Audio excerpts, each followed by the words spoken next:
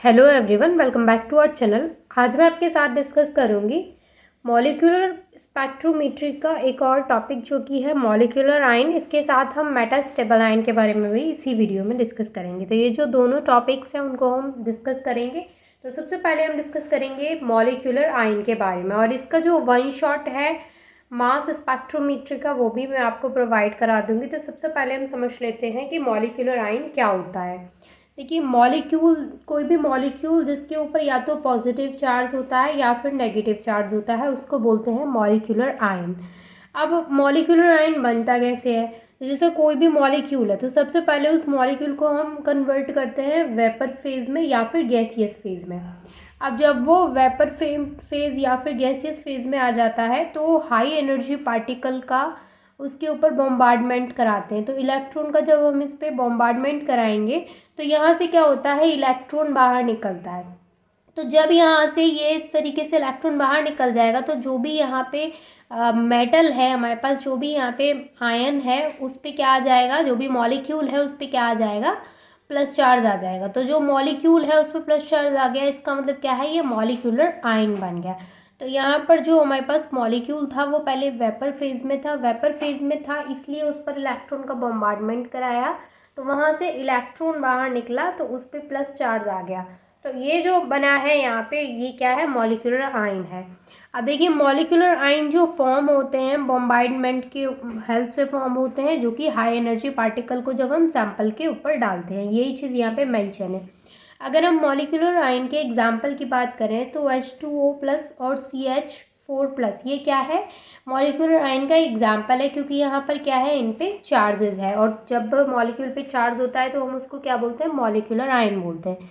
अब चार्जेस तो नेगेटिव भी हो सकते हैं, तो उनको क्या बोलेंगे हम, वो आगे पढ़ते हैं। अब देखिए, ज़्यादातर जो मॉलिक्यूलर आयन की अगर हम बात करते हैं तो कैटायनिक मॉलिक्यूलर आयन्स ज़्यादा मिलते हैं एनायनिक मॉलिक्यूलर आयन के कंपैरिजन में। तो कैटायनिक मॉलिक्यूलर, ये एमसीक्यू के पॉइंट ऑफ व्यू से भी इम्पॉर्टेंट है कि ज़्यादा अबंडेंट कौन से होते हैं, कैटायनिक मॉलिक्यूलर आयन ज़्यादा पाए जाते हैं या फिर एनायनिक मॉलिक्यूलर आयन। तो कैटायनिक मॉलिक्यूलर आयन जो होते हैं वो ज़्यादा पाए जाते हैं as compare to anionic molecular ion. तो मॉलिक्यूलर आयंस जो होते हैं वो दो टाइप के होते हैं। पहला होता है cationic molecular ion. Cationic molecular ion कौन से होते हैं, जिनके ऊपर की पॉजिटिव चार्ज होता है। दूसरे होते हैं एनायनिक मॉलिक्यूलर आयन, जिनके ऊपर नेगेटिव चार्ज होता है। तो ज़्यादा जो मिलते हैं हमें मॉलिक्यूलर आयन वो कैटायनिक वाले होते हैं, एनायनिक वाले बहुत कम मिलते हैं। ठीक है, तो ये जस्ट बात हो गई मॉलिक्यूलर आयन के बारे में। अब हम यहाँ पे बात करते हैं मेटास्टेबल आयन के बारे में। अभी हमने जस्ट पढ़ा मॉलिक्यूलर आयन के बारे में, अब हम स्टडी करेंगे मेटास्टेबल आयन के बारे में। तो देखिए, जो मेटास्टेबल आयन होते हैं वो कब बनते हैं ये पढ़ना है हमें। तो उससे पहले आप एक चीज़ समझिए कि ड्यूरिंग द फ्रेगमेंटेशन और ionisation some ions are form which has very small life time. यानी जब भी हम फ्रेगमेंटेशन कराते हैं मॉलिक्यूल का या फिर उसका आयोनाइजेशन कराते हैं तो कुछ आयंस वहाँ पे बनते हैं जो कि हाईली अनस्टेबल होते हैं। यानी उनका जो लाइफ टाइम होता है वो बहुत ज़्यादा कम होता है, वेरी शॉर्ट लाइफ टाइम होता है उनका।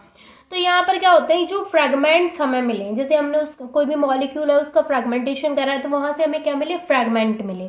अब ये जो फ्रेगमेंट्स हैं ये क्या होते हैं, आगे जाकर डिकम्पोज होता है। डिकम्पोज मतलब कि वो और छोटे छोटे फ्रेगमेंट्स में ब्रेक डाउन होते हैं। अब उनके ब्रेक डाउन होने की ना दो चीज़ें होती हैं, क्या, यानी वो डिकम्पोज होते हैं तो दो दो कंडीशन बनती हैं।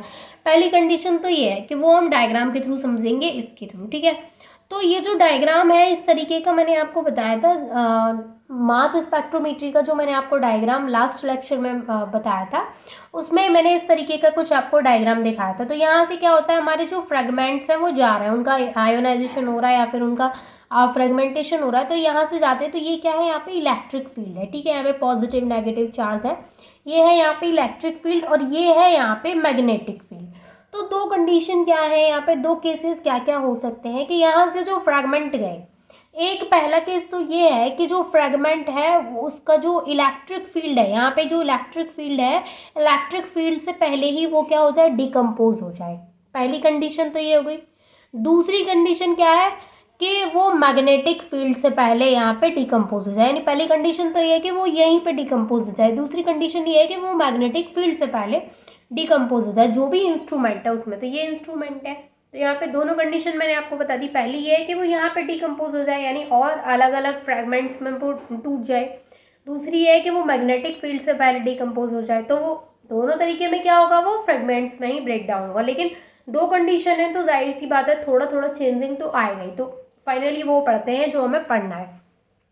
तो यहाँ पे बोला जा रहा है when the fragment are decompose before the electric field, यानी कि जब जो फ्रेगमेंट है वो डिकम्पोज हो रहा है इलेक्ट्रिक फील्ड से पहले, यानी इलेक्ट्रिक फील्ड से पहले ही वो डिकम्पोज हो गए, तो मैग्नेटिक फील्ड तक तो वो गए ही नहीं, सिंपल सी बात है। It does not undergo further process, तो फिर वो फर्दर प्रोसेस के लिए नहीं जाएंगे, क्योंकि देखिए भाई जब वो यहीं पर डिकम्पोज हो गए तो वो फर्दर आगे के प्रोसेस के लिए नहीं जाते हैं। अब ऐसा क्यों नहीं जाते हैं, क्योंकि उनके पास सफिशिएंट काइनेटिक एनर्जी नहीं होती है, इसलिए वो यहाँ पर अगर इलेक्ट्रिक फील्ड से पहले वो अगर डिकम्पोज हो गए तो वो आगे प्रोसेस नहीं करेंगे, आगे नहीं जाएंगे, because they have not sufficient kinetic energy, क्योंकि उनके पास क्या है, सफिशिएंट काइनेटिक एनर्जी नहीं है। अब ये बात तो ये तो यहीं पर रह गए जो इलेक्ट्रिक फील्ड से पहले जो फ्रेगमेंट डिकम्पोज हुए। अब क्या होता है कि कुछ फ्रेगमेंट ऐसे भी होते हैं, but if the fragment are decompose before the magnetic field, यानी कुछ जो फ्रेगमेंट्स हैं वो मैग्नेटिक फील्ड से पहले अगर डिकम्पोज होते हैं। अभी जो इलेक्ट्रिक फील्ड से पहले डिकम्पोज हो रहे थे उनका तो कोई मतलब ही नहीं रहा, वो आगे प्रोसेस कर ही नहीं रहे, क्योंकि उनके पास सफिशिएंट अमाउंट में काइनेटिक एनर्जी नहीं है। लेकिन जो मैग्नेटिक फील्ड से पहले डिकम्पोज हो रहे हैं, it is called metastable ion. उनको हम क्या बोलेंगे, उनको बोलेंगे हम मेटास्टेबल आयन, क्योंकि वो क्या, वो आगे के प्रोसेस के लिए आए हैं, तो उनको क्या बोलेंगे, मेटास्टेबल आयन बोलेंगे। And the peak which is arises by metastable ion, and जो पीक हमें वहाँ से मिली, आई थिंक आपको दिख नहीं रहा है, देखिए अब आपको प्रॉपर दिख रहा है। तो मैंने अभी क्या बताया आपको, मैंने आपको बताया कि वो फ्रेगमेंट जो मैग्नेटिक फील्ड से पहले डिकम्पोज होते हैं उन्हीं को क्या बोलते हैं हम, मेटास्टेबल आयन बोलते हैं। एंड जो पीक अराइज होती है मेटास्टेबल आयन के थ्रू, उस पीक को बोलते हैं मेटास्टेबल आयन पीक। ठीक है, आगे क्या है, these ions give broad peak not sharp. अब देखिए ये जो आयंस यहाँ पर मिलते हैं, जो फ्रेगमेंट आयंस की हम यहाँ पे बात कर रहे हैं, ये क्या देते हैं, जो मेटास्टेबल आयन की हम यहाँ पे बात कर रहे हैं, इनकी ब्रॉड पीक होती है, कोई शार्प पीक नहीं होती है इनकी, बाकी के जो शार्प पीक देते हैं उस तरीके की नहीं, इनकी एक ब्रॉड पीक होती है। ठीक है, इनकी जो m/z वैल्यू है फॉर मेटास्टेबल आयन पीक, ये नॉन इंटीग्रल होती है, नॉन फ्रैक्शनल होती है। ठीक है, अब इसका एग्जाम्पल करके देखते हैं। एक एग्जाम्पल में हमने जैसे यहाँ पर एक ये मॉलिक्यूल लिया है, ठीक है, हमने मॉलिक्यूल लिया, उसका क्या कराया, आयोनाइजेशन कराया। तो यहाँ पे मैंने m लिखा है, तो ये मॉलिक्यूल है। अब जब इसका आयोनाइजेशन कराया तो यहाँ से क्या हुआ, इलेक्ट्रॉन यहाँ से निकला, तो यहाँ पे आ गया पॉजिटिव चार्ज, तो ये क्या बन गया, यहाँ पे मॉलिक्यूलर आयन बन गया, जिसको हम M1+ से शो करा रहे हैं। तो यहाँ पे ये जो मिला है इसको बोलते हैं मॉलिक्यूलर आयन, आयनाइजेशन प्रोसेस के थ्रू मिला है। इसकी जो m/z की वैल्यू है वो है 123। ठीक है, अब जब इसका हम फ्रेगमेंटेशन कराते हैं तो यहाँ पे ये हमें मिलता है फ्रेगमेंट आयन, जिसको कि हम लिख रहे हैं M2+ से। तो जब हमने इसका आयोनाइजेशन कराया तो यहाँ पे हमें क्या मिला, ये यहाँ पे हमें मिला ये मॉलिक्यूलर आयन।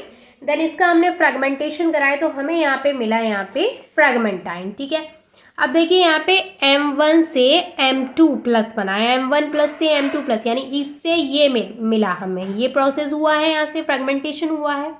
ठीक है, अब यहाँ पे क्या करेंगे हम, M* यानी जो मेटास्टेबल, यहाँ पर मेटास्टेबल जो आयन है उसकी हम यहाँ पे पीक निकालेंगे तो कैसे आएगी, देखिए ये जो यहाँ पे मिला है हमें फ्रेगमेंट आयन, ये लीस्ट स्टेबल होता है, इसकी m/z की वैल्यू होती है 108।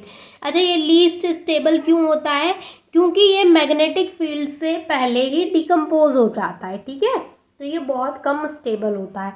अब यहाँ पर अगर हम मेटास्टेबल आयन की पीक, मेटास्टेबल आयन की m/z की वैल्यू निकालेंगे तो क्या आएगी, तो उसके लिए फॉर्मूला है M* = M2² M1। M* क्या है, यहाँ पे मेटास्टेबल आयन का मास है, और M1 क्या है, यहाँ पे मास ऑफ मॉलिक्यूलर आयन, क्योंकि ये पता है आपको ये क्या है, मॉलिक्यूलर आयन, तो इसका मास हो गया M1। M2 क्या है, मास ऑफ फ्रेगमेंट आयन, ये है हमारे पास यहाँ पे फ्रेगमेंट आयन, इसका मास हो गया M2, इसका मास हो गया M1। और M* से हम किसका मास निकाल रहे हैं, मेटास्टेबल आयन का मास निकाल रहे हैं। तो फॉर्मूला यहाँ पे लगाएंगे तो 108, इसकी m/z की वैल्यू क्या है, 108, तो 108 का स्क्वायर हो गया, इसकी क्या है 123। यहाँ पे ऑलरेडी मेंशन है दोनों की वैल्यू, ठीक है। इसको सॉल्व करेंगे तो आएगा 94.82।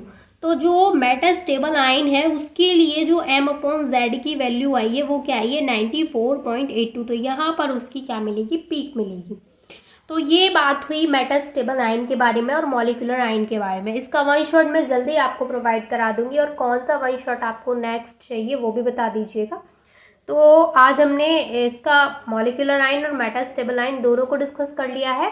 इसका जो मैक्लाफर्टी रीअरेंजमेंट है उसको और फ्रेगमेंटेशन प्रोसेस जो है उसको मैं आपके साथ नेक्स्ट वीडियो में डिस्कस करूंगी। तब तक के लिए बाय।